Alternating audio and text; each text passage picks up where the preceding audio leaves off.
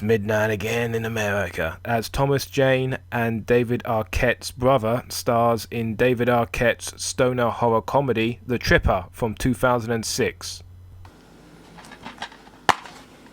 In the 80s, after seeing his father and lumberjack foreman being hit by a protester against deforestation and arrested by the police, the boy Gus kills the protester with a chainsaw. In the present day, Samantha, who is traumatized after being abused by her former boyfriend Jimmy, travels with her pot-fed friends in a van to the American Free Love Festival, a rock and roll concert in the woods. Near the location, they are assaulted by three local hillbillies, but they succeed to arrive at the festival nonetheless. Meanwhile, Mayor Hal Burton and Deputy Buzz Hall try to give a minimum of organization to the event. However, a deranged psychopath serial killer wearing a mask of Ronald Reagan uses an axe to kill the Pacific stoned hippies.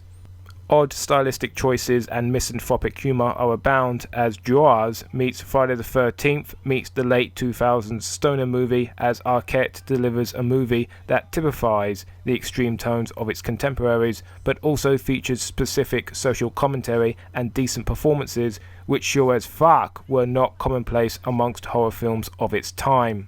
The Tripper has a unique story that is told in an interesting manner, and that alone is enough to single it out amongst the torture porn crowd. As a comedy, I must say, it doesn't land. It plays it a little too straight most of the time, but fuck it, I like that. I like misanthropic humour, though most people would be disappointed, I would imagine, as horror comedies tend to be more gaudy in nature. So, if this is technically a bad comedy, how come it does not feel as cancerous as most films that fit that description? I think it's because it's an incredibly well-made film overall.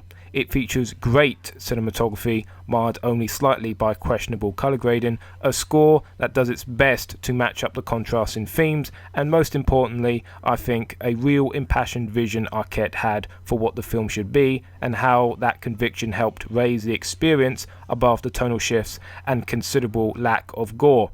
Nudity, however, goddamn, let's just say the human form gets considerable representation here.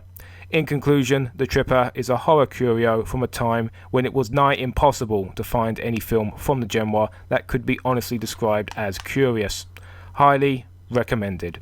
Thank you for watching. Please like, comment and subscribe. Tomorrow's film is the Edwin French starring 1970s giallo, The Case of the Bloody Iris.